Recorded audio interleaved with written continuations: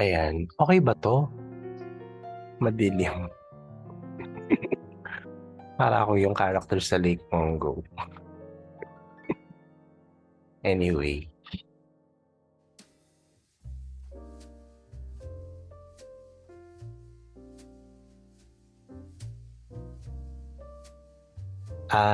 magandang araw, gabi, anong oras na ba? Ako po si Gio Potes, ako ay isang, filmmaker.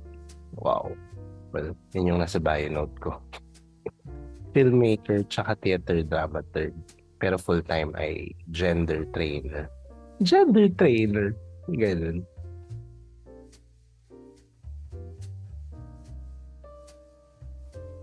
Well, si Nori de Dios ay isang pioneering, I would say, pioneering gay writer na talagang mas doon ako naging in line sa kung ano yung mga sinusulat o sinulat niya nung 90s sa labas ng parlor. Kasi siguro doon din yung pagtingin ko pagdating sa pagkabading, sa pagkatao, no? Multifaceted siya. Nauna pa siya sa intersectionality, yung mga ganong chika. And siguro katulad din ni Nick De Ocampo before him, naunawaan nila na sa labas nitong mga comfort zones natin bilang mga bading, yung binubuo nating mga walls to protect ourselves, syempre, marami pang kailangan i-shield. Marami pang kailangan lumuwag ng kanilang mga aparador. Wow! Sunugin ang aparador. So, may ganun akong pag-resonate doon sa work niya. At the same time, they're well written. They're very fascinating looks into a myriad of images ng pagiging bading, pagiging bakla, or basically being kakaiba sa lipunan na dahil lang sa kung ano yung gusto mo. In this case, pagkakagusto mo sa kapwa lalaki or pagiging transgender mo, no? So, yung mga ganong dynamics if you read the stories. And but most especially with yung mga nag-resonate with national issues like giyera, like, lalaki, gay love, cast, all the stories, may ganun. Pero most especially yung mga talagang blatantly chumichika about what's happening around us. I mean, what's happening around us and to us because of what's happening. So, may ganun akong siguro kaya din ako naantig at naaantig. And siguro as a person, as an artist, ganyan, personally, meron din silang inclination sa akin yung ganong klaseng perspective or lens. Kasi I understand that there's a bigger picture apart from my identity or myself. Ayun. Kung bakit si Nori de Dios. Sana basahin nyo. Nasa UP Press pa yung libro niya.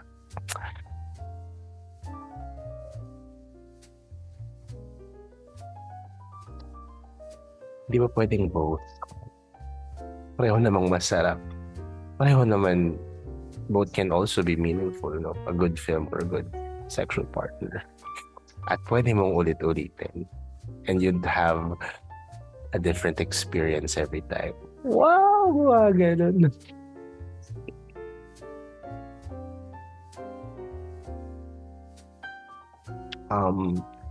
Well, siguro yung pinakabago yung ulit.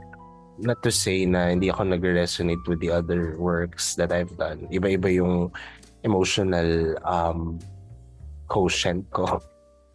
Iba-iba yung emotional attachment ko sa kada isa. Siguro dahil you'd notice, I've worked with my partners doon sa kada pelikula. My then partners, which lahat sila usually creatives din, no? And they help me craft din and understand myself at the time, and therefore help me understand kung ano yung mga ginagawa ko.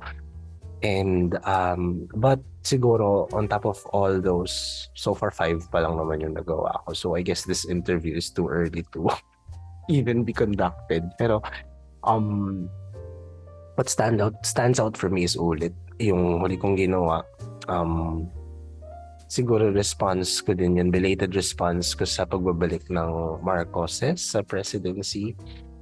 But at the same time, yung siguro in my own way, why I am, as I stand ngayon, culmination din siya ng mga inaral ko simula 2019, mga pinapractice ko simula 2019 sa work ko sa gender, work ko din sa human rights. I would say it's a response to that. And also, um, I want, as always din sa ginagawa ko, I want to locate the experience within the bigger picture. I mean, if you talk about Marcoses, if you talk about martial law films, if you read all the books and the articles, no, may intindihan mo na rin talaga kung ano yung meron nung panahon na yun. Pero siguro it came upon me na what also, kung ano din, saan din nag-grab yung mga tao with regards to that period. Hindi lang yung mismo historical data, pero the emotions that you get to connect to it. And when you connect to the impacts of those atrocities, yung mga human rights violations, no, it's not too dissimilar sa ginagawa ni Pedro Almodovar. Pero not to say na I'm copying that, pero regardless kung ano man yung suggestion mo, you are deeply ingrained sa'yo yung yung mga nangyari in the past. And I would say na, on being here in this positionality, as we call it, nararamdaman ko yung impact ng panahon na yun. And kung bakit it's still an issue, dahil yung mga pinag-uusapan nila about ng mga martial law na dumaan sa martial law, like sina Bonnie Ilagan or sina Satoru Campo, sina Aida Santos, Maranan, down to Joy Barrios, no? Nangyayari pa din yung mga ganong bagay even until now. So, yung mga sinulat din nila Walhati Bautista, no? So, pero yung in that way, siguro kung ano din ginawa nitong mga artists na to nung panahon nila, they inserted siguro themselves into that scenario, which is in very many very effective ways. I think kung bakit din it's still the standard na yung martial law era art and culture is because hindi sila lumayo doon sa katotohanan na they are part of a bigger collective who is suffering, who is feeling abandoned by, yung dapat ay tumutugon sa mga pangailangan nila and eventually natin. So, ulit was a speculation. I wouldn't say it's a total film. Char, queer theorist, no? Pero I would say it's a film because it's much more speculation on paano kapag may bading na desa pinrowa niya. It started with that kind of question, that line of thinking. And it sprouted siguro out of all the things that I've read, no? Not necessarily na may na-interview ako. That's why it's a speculation. Pero I'm there and I'm searching also for those kinds of stories. Kasi those kinds of experiences can happen to anyone. And as I said, nangyayari siya kahit noong 2011 or 2006, 2005. So, even recently, may mga ganong scenario and you left out and in your own positionality, in your own tools and with everything that you have, how would you, try to make sense of that? Yung mga ganun. So, ulit was that for me.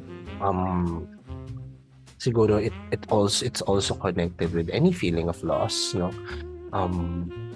Ano mang panahon yan. Pero you feel like it's there inside you that you want to talk about, pero you don't have the means dahil siguro for the film, kunwari, the narrative is it's set in a time na hate mas taboo. And that's also something that I got from real life questionings. So nung tinatanong ko kasi yung mga martial law babies, they don't know anything about gay men. They don't know anything about queers at the time kasi nga kahit sa movement bawal, no?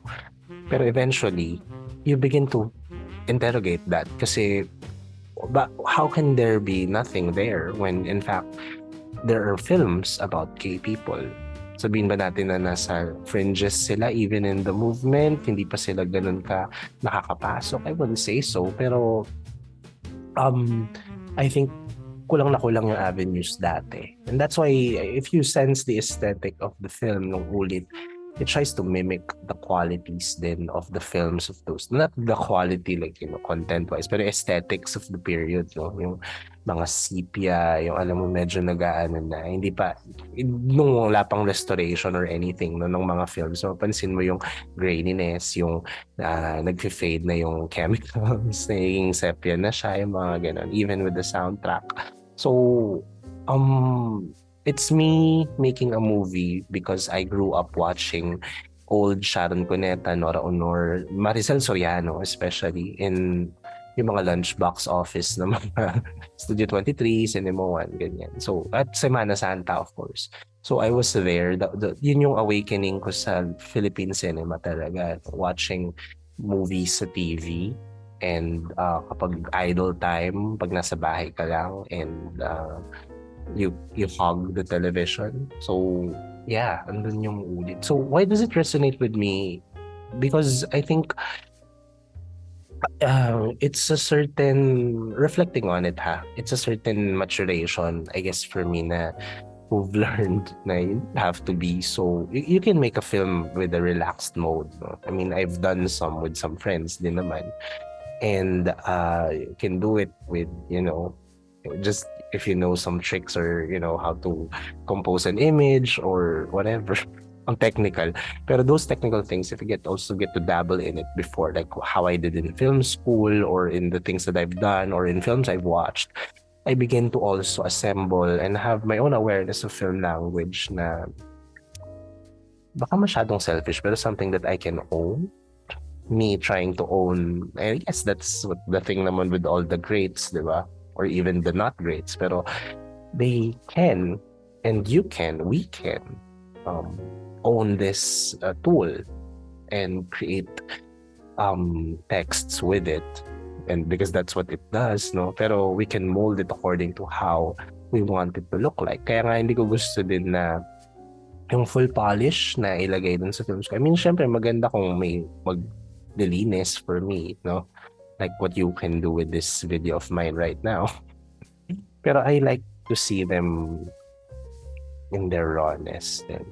Ewan ko, hindi, yung, alam mo yun, yung medyo close to how you shot it, and para makita din na the conditions, sense din ng viewers even without asking, ano ba yung context around the making of this, no? So you can already see it there unfolding in front of you as well.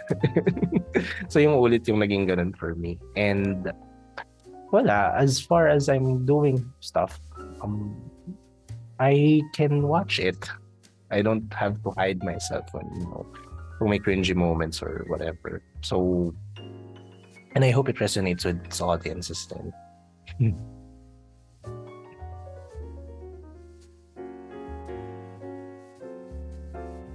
Nagagawa ko na yata ito before. Nawalan lang ng time dahil sa work. Pero, just a simple dinner. Sit down man yan sa sahig o sa isang lamesa. Pero may nagpe-play na screen. Hopefully a big screen. I'm a cinema person kasi. Charing. Pero a big screen where, enjoying dinner with someone I love, people I love.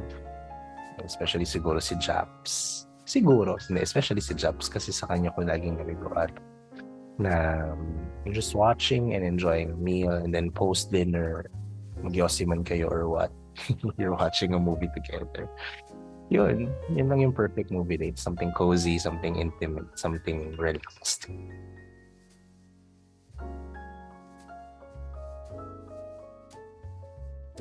The war against toxic cis heteropatriarchal masculinity. Char. Pero kung war, that's such a deep question. I feel like I'm being charing. Joke lang. Pero yung pinaka-struggle ko ngayon, of course, apart from, adulting life in this Marcos presidency, na, wala mang martial law. Although, you can still feel it going around with friends especially, and with myself din. Pero, yeah, yung adulting life, we know how hard it is to adult to learn to pay your bills or to care for kids and to continuously inspire, hindi naman inspire, pero give advice to people, counsel even. Um, Mahirap na siya eh. I mean, mahirap na siya. Pero if you will locate it and place it in a time wherein it becomes rather more difficult, my God. Recently nanonood ako ng mga Civil War movies and then sa US ha kasi there's something about it. The wars then win-waged ng US and how even the wars seem to progress towards much more selfish ends pero and ridiculous and stupid na reasons, no? Pero recently watched the film Beguiled ni Sofia Coppola noong 2017. And it's also kind of my thing na ganun din yung parang gustong gawin ni Sofia na she's trying to locate herself and what she must have felt or what it might have felt to be in that time na may extreme kang reclusiveness and then there's a whole war going around and it suddenly just snaps inside of your abode. As a women's collective, what do you do? I think ganun yung yung war na ginagalawan ko na yes, there is a war going around us, may not be looking physical kasi wala naman sa urbanities pero sa rurals ang dami. Pero you know how it also how it's also tethered to us in many ways na yung panggigipit sa'yo, yung pag-ridicule sa work mo, yung hindi pagbibigay ng importansya sa trabaho ng empathy, trabaho ng seeming, it's a really big concern. And yeah, feeling ko I sort of reflect into that, no, na there are times na parang katulad dun sa film ni Coppola, you have your group, you have your circle, and then even in those circles, you have to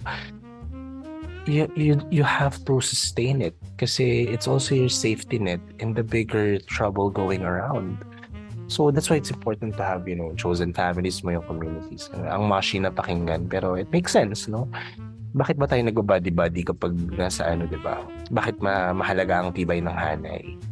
So something to that effect. But the hanay can be not like, hindi always ganun yung itsura niya. I mean, syempre, it's powerful yung ginagawa sa mga mass movement. Pero it doesn't have to be always just in the streets, but in anywhere, everywhere you go. Especially where the enemy lurks. So may mga ganon. So I guess that's a battle. Pero I know I have my comrades with me. I know I am a comrade for sure.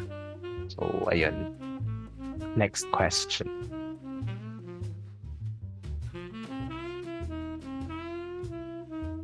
Love is never having to say you're sorry, even if you are really sorry. So you say sorry pa rin.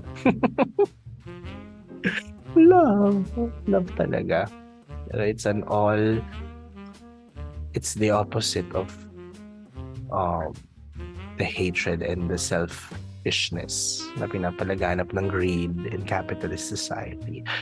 It's all consuming.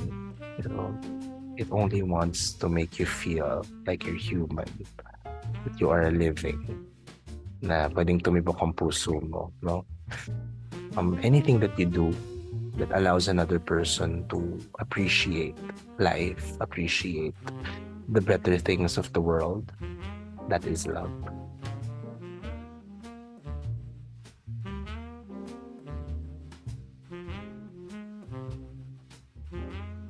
Boring last question. So what's next? What's next for me? Hopefully, gather some friends, talk about films, gather some new people in the world, and teach them about the beauty of the arts, especially theater and cinema. And eventually, create more films and have my own underground cinema kung saan anyone can just come and watch the film in a very minimal fee experience theater, even cinema, even in a small. Pwede rin cinema and theater, no? Experience cinema in an intimate space and watch films that are also intimate. And I want to do horror. I want to pay tribute to the B horrors because I think in our current situation, doon ako pwedeng, it can be my ballpark. There's no competition. But, the business of doing B movies, as they said in many articles and testimonials, is that you just want to give people a good time. And at this period, 2024, it may be, feeling ng nostalgia. Pero it's a good kind of nostalgia. Nostalgic for care. So looking back and also fostering what types of beauty there is and what type of love there is around us if we stick around and find out if it really comes. Again, so just continue and eventually see more people do it in ways na deep in their hearts they really want to serve people. Is there a Geopotes cinema? Wala pa. Sabi ko nga gagawin pa lang. Pero if you mean if I could sum up the work that I'm doing, people can tell you of some similar elements. Pero andun ako sa pag-foster ng isang intimate and loving, just different images of love. Ang cheesy, no? Pero, ewan ko, ganun ko siya tinitignan ko. Paano ko din siguro na-define na kung ano ang love. Yun yung gusto kong maipakita sa scene. So, I guess it's a much more freer love in the middle of tumult and turbulent times. That's me. Thank you very much for this.